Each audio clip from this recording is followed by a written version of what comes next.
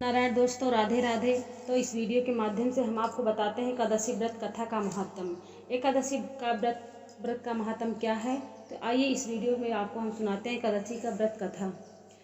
तो इससे पहले आप हमारे चैनल पर जुड़ जाइए। आप वीडियो को पूरा देखिए, स्किप बिल्कुल मत करना।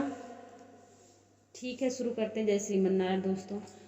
श्री सूत जी महाराज ब्राह्मणों से बोले कि हे ब्राह्मणों, इस विधि युक्त उत्तम महात्म को श्री कृष्ण जी ने क्या कहा था। विशेषकर जो उत्तम जन इस व्रत की उत्पत्ति भक्ति से सुनते हैं, वह इस लोक में अनेक प्रकार के सुख भोग कर अंत में दुष्प्राय विष्णु लोक को पाते हैं। पूर्व काल में श्री भागवत ने अर्जुन के प्रति एकादशी व्रत की उत्पत्ति विधि इत्यादि कही थी, सो उन्हीं के कथन रूप में मैं कहता हूँ। अर्जुन ने पूछा कि हे जनार्दन, जो रात में उपवास करते हैं तथा एक ही समय भोजन करते हैं, उन्हें कैसा पुण्य मिलता है और उस उपवास करने की विधि क्या है। सो अब आप कृपा करके कहिए। यह सुनकर श्री कृष्ण भगवान ने कहा कि सबसे प्रथम दशमी की रात को दंत धावन करें, अर्थात दिन के 8वें पहर में जब सूर्य का तेज मंद पड़ जाए तब दंत धावन करना चाहिए और रात को भोजन न करके पुनः प्रातः काल निश्चिंत चित्त होकर संकल्प करें। मध्याह्न में भी संकल्प पूर्वक स्नान करें। नदी, तालाब और वापी, कूप आदि में स्नान करना चाहिए। स्नान से के पहले मृत्तिका स्नान कर अर्थात मिट्टी का चंदन लगाना चाहिए। स्नान करके व्रती पुरुष, पतित, चोर, पाखंडी, मिथ्या, दूसरों का अपवाद करने वाले, देवता, वेद और पुराणों की निंदा करने वाला, जो अगम गमन करने वाला, दुराचारी, परद्रव्य चुराने वाला, इन सबों से बात ना करें। यदि दैवत इनको देख ले तो इस पाप को दूर करने के लिए सूर्य को देखें। स्नान के अनंतर सादर नैवेद्य आदि अर्पण कर भगवान की पूजा करें। दीप दान करें। यह सब कर्म भक्ति भाव युक्त होकर करें। उस दिन निद्रा और मैथुन न करें। दिन तथा रात नृत्य गायन आदि सत्वार्ता से बिताएं। भक्ति युक्त होकर ब्राह्मणों को दक्षिणा देवें और प्रणाम पूर्वक उनसे अपनी त्रुटि की क्षमा करावें। शुक्ल पक्ष और कृष्ण पक्ष की एकादशी दोनों धार्मिकों के लिए समान है। इन दोनों एकादशी में भेद बुद्धि उचित नहीं है। इस प्रकार जो एकादशी व्रत करते हैं उन मनुष्यों को शंखोद्धार तीर्थ में स्नान करके भगवान के दर्शन से जो पुण्य होता है वह एकादशी व्रत के पुण्य के 16वें हिस्से के बराबर नहीं है। व्यतिपात योग में संक्रांति समय में चंद्र सूर्य ग्रहण में कुरुक्षेत्र में स्नान से जो फल प्राप्त होता है वह सब एकादशी के व्रत करने से मनुष्य को प्राप्त होता है। अश्वमेघ यज्ञ करने से जो फल होता है वह 100 गुना अधिक पुण्य एकादशी के व्रत से होता है। जिस मनुष्य के घर में एक सहस्त्र तपस्वी 60,000 वर्ष भोजन करें उससे उस पुण्य प्राप्त उससे होता है, सो एकादशी व्रत से भी मिल होता है। वेदांत पूर्व ब्राह्मणों को 1000 गौदान करने से जो पुण्य होता है उससे 10 गुना अधिक पुण्य एकादशी के उपवास से होता है। 10 उत्तम ब्राह्मणों को भोजन कराने से जो पुण्य होता है उससे 10 गुना अधिक पुण्य एकादशी के उपवास से होता है। 10 उत्तम ब्राह्मणों को भोजन कराने से जो पुण्य होता है उससे 10 गुना अधिक ब्रह्मचारियों के भोजन से होता है और इससे 1000 गुना अधिक कन्या और भूमिदान से पुण्य है। इससे 10 गुना अधिक विद्यादान से पुण्य है।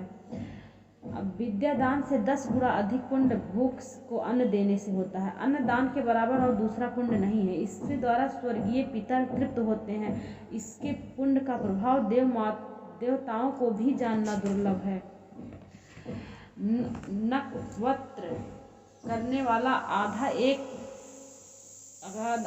फल एक व्रत से होता है। एकादशी में इनमें से कोई करना चाहिए। तीर्थ तभी तक गर्जना करते हैं, दान नियम यम अपने फल की तभी तक घोषणा करते हैं। यज्ञों का फल तभी तक है जब तक कि एकादशी प्राप्त नहीं हुई है। इस कारण अवश्य एकादशी व्रत करना चाहिए। शंख से जल नहीं पीना चाहिए।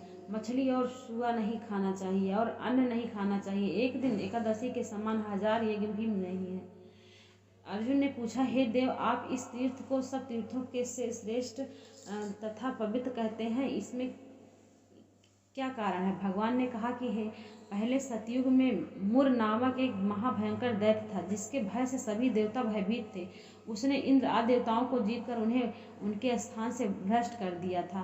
तब इंद्र ने ब्रह्मदेव जी से कहा कि हम लोग इस समय मुर दैत्य से अत्याचार से पीड़ित होकर मृत्यु लोक में अपना काल बिता रहे हैं, और देवताओं की दशा तो कही नहीं जाती। जो कृपा करके इस दुख से छूटने का उपाय बतलाइए। श्री महादेव जी ने कहा कि देवों के राजा इंद्र, आप भगवान विष्णु के पास जाइए। महादेव जी के वचन सुनकर देवराज इंद्र देवताओं को साथ लेकर क्षीर सागर में, जहाँ जगतपति जनार्दन सोए थे, वहाँ गए। भगवान को सोए हुए देखकर इंद्र ने हाथ जोड़कर उनकी स्तुति की कि हे देवताओं के देव, हे देव पूजित, आपको नमस्कार है। दैत्यों के नाशक मधुसूदन, हे पुंडरीकाक्ष, हम लोगों की रक्षा करें। हे जगन्नाथ, दैत्यों से डर कर हम सब देवता मेरे साथ आप हम लोगों की रक्षा करें। हे जगन्नाथ, दैत्यों से डर कर सब देवता मेरे साथ आपकी शरण में आए हैं, आप हम लोगों की रक्षा करें।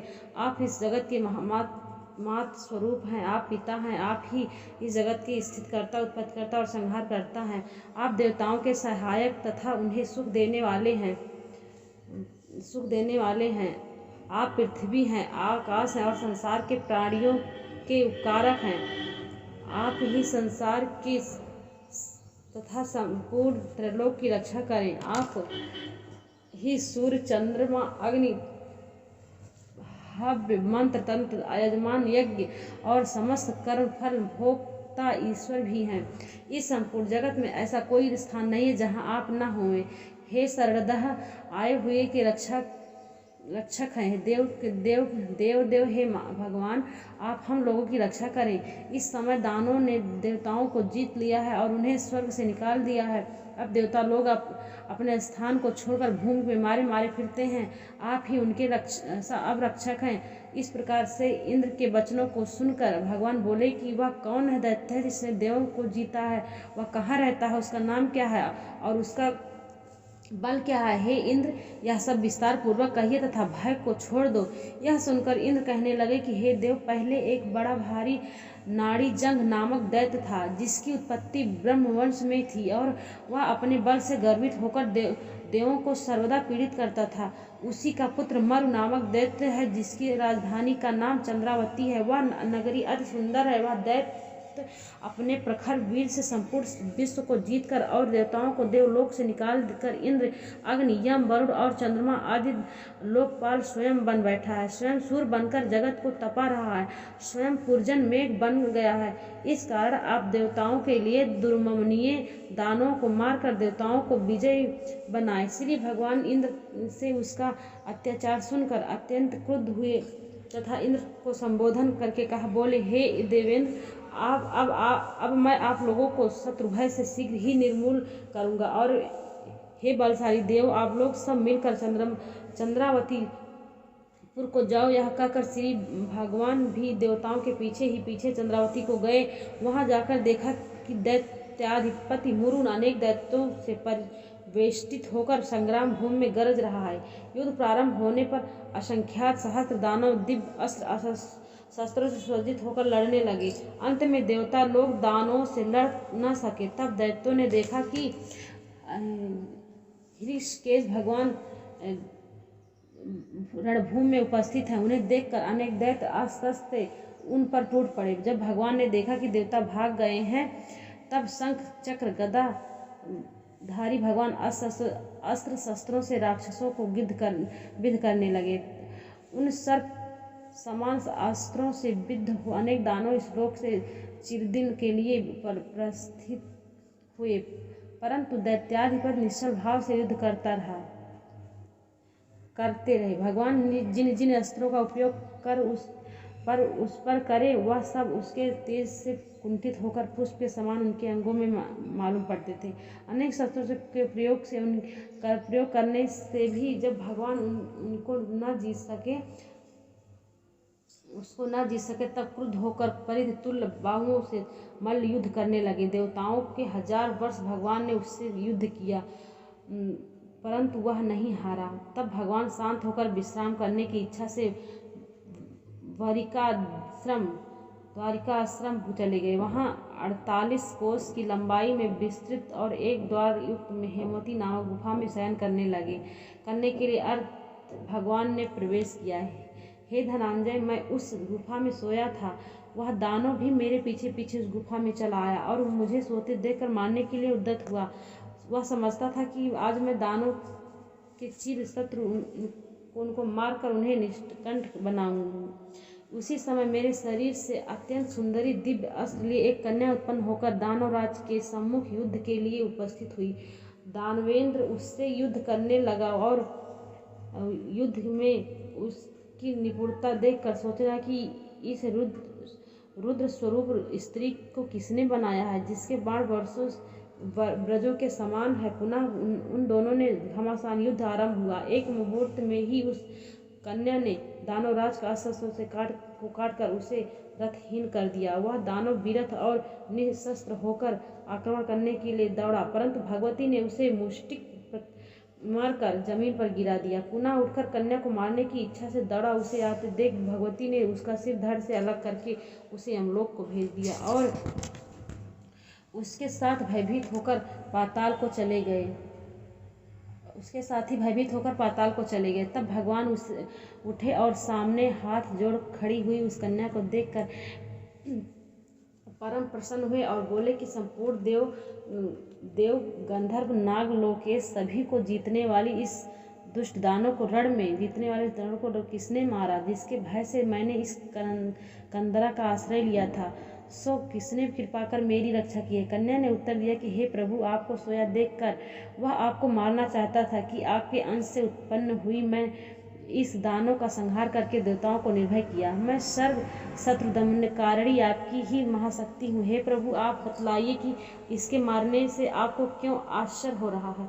भगवान बोले कि हे निष्पाप, इस दानव को मारने से तुझ पर मैं अत्यंत प्रसन्न हूँ। इस समय सभी देवता अत्यंत हर्षित हो गए और तीनों लोकों में इस समय आनंद छा रहा है। अतएव निसंकोच होकर तुम्हारी जो इच्छा सो वर मांगो। स्मरण रखो कि देवताओं को दुर्लभ वर भी तुम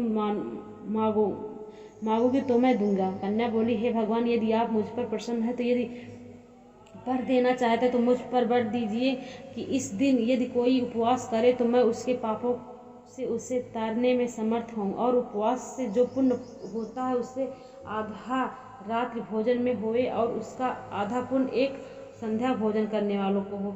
जो मेरे दिन को जितेंद्रिय भक्त युक्त होकर उपवास करे सो विष्णु धाम को प्राप्त होए और अनेक कोटि वर्ष तक वहाँ अनंत सुख भोग करे। भगवान, यदि आप प्रसन्न हैं तो यह वर दीजिए। यह सुनकर भगवान बोले कि हे कल्याणी, जो तुम कहती हो सो वह सत्य होवे। जो हमारे और आपके भक्त हैं उनकी कीर्ति जगत में प्रसिद्ध होगी तथा वह समीप वास करेंगे। हे मेरी उत्तम शक्ति, तुम एकादशी तिथि को उत्पन्न हुई, उस कारण तुम्हारा नाम भी एकादशी भी होगा। एकादशी उपवास करने वाले के संपूर्ण पापों को दूर कर मैं उन्हें उत्तम गति दूंगा। विशेषकर तृतीया, अष्टमी, चतुर्दशी, एकादशी ये तिथियां मुझे अत्यंत प्रिय हैं। हे पार्थ, सब तीर्थों से, सब दानों से, सब व्रतों से अधिक पुण्य एकादशी तिथि में है। विष्णु भगवान इतना वर दे के वहीं अंतर ध्यान हो गए और एकादशी तिथि भी वर पाकर परम संतुष्ट तथा हर्षित हुई। हे अर्जुन, जो मनुष्य एकादशी का व्रत करते हैं मैं उनके शत्रुओं को नाश करके अवश्य उत्तम पद देता हूँ। इस प्रकार एकादशी की उत्पत्ति हुई है। यह नित्य एकादशी व्रत सब पापों को नाश करने वाला है, सब पापों को दूर करने वाला और सब प्रकार से के मनोरथ सिद्ध करने वाले के लिए यह तिथि प्रसिद्ध है। शुक्ल पक्ष की एकादशी अथवा कृष्ण पक्ष की एकादशी, इन दोनों में भेद करना उचित नहीं है। दोनों समान है। जो एकादशी व्रत करते हैं वे उत्तम लोक को जाते हैं और पुरुष धन्य है। जो विष्णु भक्त और एकादशी का महत्म जो सर्वदा श्रवण पठन करते हैं उन्हें अश्वमेध यज्ञ का फल प्राप्त होता है। जो विष्णु पारायण मनुष्य दिन रात विष्णु के द्वारा विष्णु की कथा सुनते हैं वह अपने कोटि पुरुष के साथ विष्णु लोक में जाकर पूजित होते हैं। जो एकादशी महत्म का चतुर्थांश भी श्रवण करता है उसके ब्राह्मण अत्याधिक पाप दूर छूट जाते हैं। विष्णु धर्म के समान दूसरा धर्म नहीं है और एकादशी व्रत के समान दूसरा व्रत नहीं है। जय श्रीमन नारायण दोस्तों।